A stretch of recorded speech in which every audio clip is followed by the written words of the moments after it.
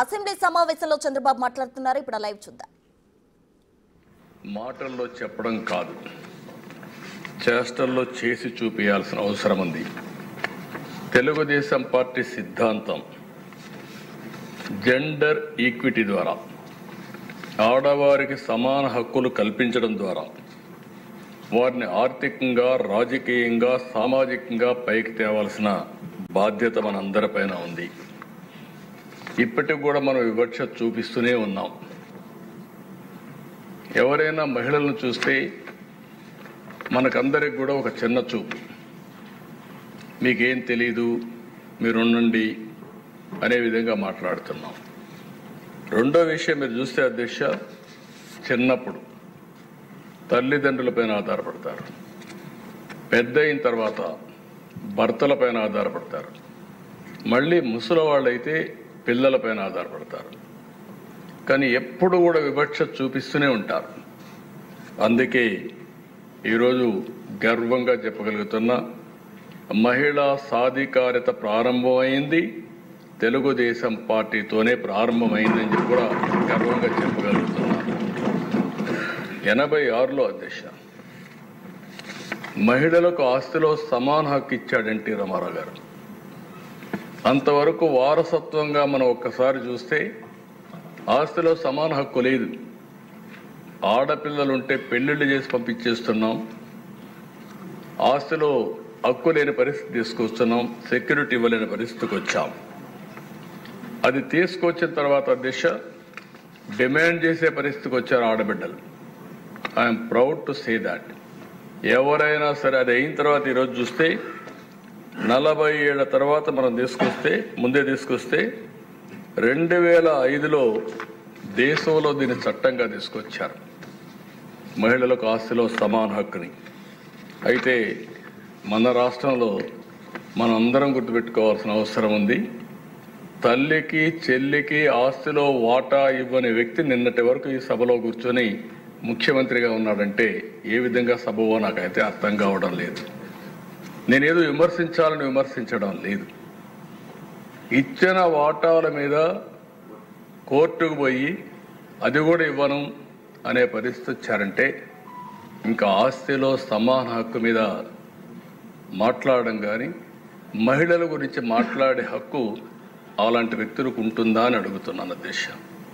ఎందుకంటే అధ్యక్ష ఈరోజు మనందరం ఒకటి గుర్తుపెట్టుకోవాల్సిన అవసరం ఉంది. రాజకీయాల్లో ఉండే మనం ప్రజలకు జవాబుదారీతనం, మనం ఆదర్శంగా ఉండాలి. మనం ఆదర్శంగా ఉండి ప్రజలకు కూడా ఆదర్శమైన విధానాలకు స్ఫూర్తినిచ్చే బాధ్యత మన పైన ఉంది. అలాంటి వ్యక్తులు తల్లికి కూడా నేను వాటాలు ఇవ్వలేదు, లేకుంటే నేను మార్చుకుంటున్నాను, ఇది నా వాటా అని చెప్పే పరిస్థితికి వచ్చారంటే చాలా బాధేస్తుంది. కనీసం సభ్యత ఆ విషయం కూడా మర్చిపోయి ఇలాంటి చేసే పరిస్థితికి వచ్చారు.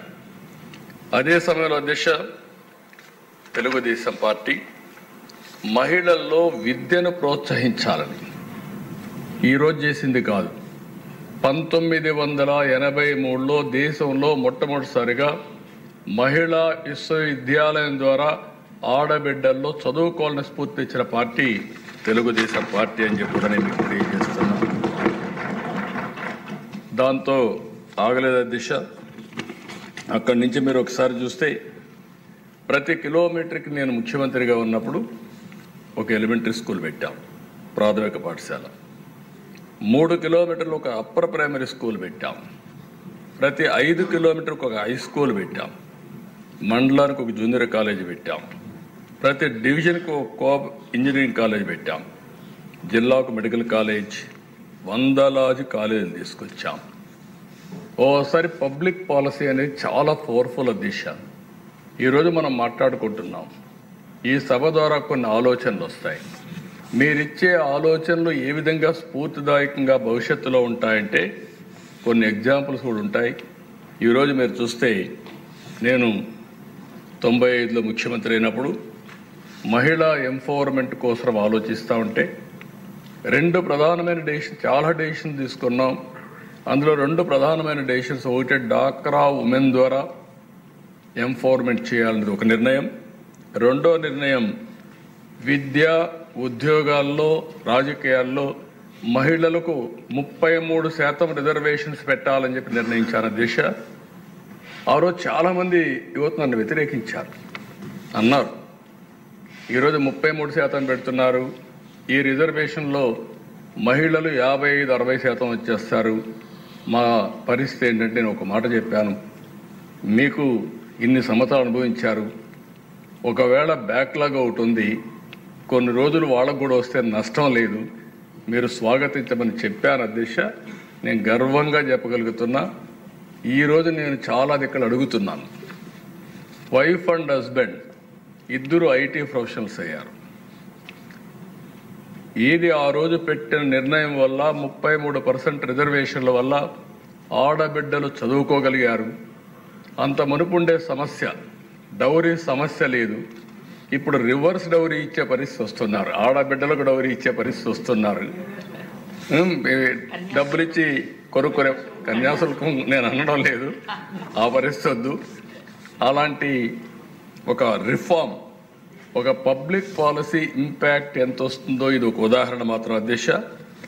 ఇక్కడే సూర్యకుమార్ గారు ఉన్నారు అధ్యక్ష, మీకు అందరికీ ప్రత్యక్ష సాక్ష్యం. ఆవిడ మీరు చూస్తే 96లో గ్రూప్ 1 సర్వీస్లో సెలెక్ట్ అయింది. నేను 95లో రిజర్వేషన్ తెచ్చాను, మహిళలకు 33%. అందులో సెలెక్ట్ అయ్యి ఇప్పుడు ఉమెన్ అండ్ చైల్డ్ వెల్ఫేర్ సెక్రటరీగా పనిచేసే పరిస్థితి వచ్చిందంటే ఆ రోజు బెనిఫిషరీ, ఈరోజు పాలసీ నిర్ణయించే పరిస్థితికి వచ్చింది. అంటే ఒక పాలసీ ఎంత పగడ్బందీగా ఉంటుంది, సమాజంలో ఎంత ఇంపాక్ట్ వస్తుంది, అది చూసినప్పుడు నాకు ఆనందం కలిగింది. నేను మాట్లాడుతూ ఉంటే సార్ మీరు పెట్టిన పాలసీలో నేను కూడా బెనిఫిషరీ అని చెప్పి ఆవిడ హిస్టరీ చెప్పినప్పుడు నేను గర్వపడుతున్నానని చెప్పి కూడా నేను మీకు తెలియజేస్తున్నా. దీనికంటే మీకు ఏం కావాలి సాక్ష్యాలను అడుగుతున్నా. సజీవ సాక్ష్యం, ఒక స్ఫూర్తిదాయకమైన సాక్ష్యం అధ్యక్ష. అలాంటి మంచి కార్యక్రమాన్ని మనం ముందు పోయాం. ఈరోజు మనం ఒకసారి చూసినప్పుడు ఇక్కడే కాదు ప్రపంచం మొత్తం తెలుగు జాతి ముందుకు పోతా ఉంటే అందులో ఆడబిడ్డలు అగ్రస్థానంలో ఉన్నారని చెప్పి కూడా నేను మీకు తెలియజేస్తున్నాను. ఇదే కాకుండా అధ్యక్ష, నేను అనేక సందర్భాల్లో అనేకమైన రిఫార్మ్స్ తీసుకొచ్చాను మహిళల కోసం. ఒక స్టేజ్లో మీరు చూస్తే అధ్యక్ష, మహిళ పుడితే భారం, ఈ అమ్మాయిని ఎట్టమేస్తాం కాబట్టి వివక్షత చూపించే సమయం అది. ఆ రోజు నేను చెప్పాను, మీ పుట్టిన అమ్మాయి మీకు భారం కాదు, ఈ ఇంటికి ఒక మహాలక్ష్మి, అందుకే పుట్టిన ఆడబిడ్డ పేరుతో 5,000 రూపాయలు బ్యాంకులో డిపాజిట్ చేసి పాస్ పుస్తకం ఇచ్చి 18 సంవత్సరాల తర్వాత ఎంత డబ్బులు వస్తుందో ఆ డబ్బులు ఆ అమ్మాయికి ఒక కుటుంబ పెద్దగా కానుక ఇచ్చానని చెప్పి కూడా నేను మీకు తెలియజేస్తున్నాను.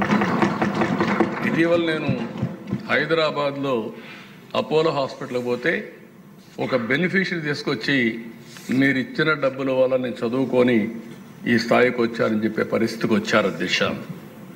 ఇంకో పక్కన అధ్యక్ష మీరు ఒకసారి చూస్తే ఒక నమ్మకం, ఒక కాన్ఫిడెన్స్ కావాలి. మనందరం ఆలోచించేవాళ్ళం, అమ్మాయిలంటే సైకిల్ దొక్కలేరు, మగవారితో సమానంగా ముందుకు పోకూడదు, లేకపోతే ఎవరన్నా పేరెంట్సే తీసుకెళ్ళాలి, ఇలాంటివన్నీ ఉంటే నేను ఆ ధైర్యాన్ని వాళ్ళలో ఒక నమ్మకాన్ని ఇవ్వాలి. మగపిల్లలు ఆడపిల్లలు తేడా లేదు, అవసరమైతే ఆడపిల్లలే దూసుకుపోతారనే నమ్మకాన్ని ఇవ్వడానికి 8, 9, 10వ తరగతుల విద్యార్థులందరికీ, స్టూడెంట్స్కి అందరికీ, ఆడపిల్లలందరికీ సైకిళ్ళు కొనిచ్చాను అధ్యక్ష. సైకిళ్ళు కొనిస్తే తల్లిదండ్రులు చదువుకోవద్దన్నా మాకు సైకిల్ ఉంది మేము వెళతామని వచ్చి చదువుకున్న సందర్భం అధ్యక్ష.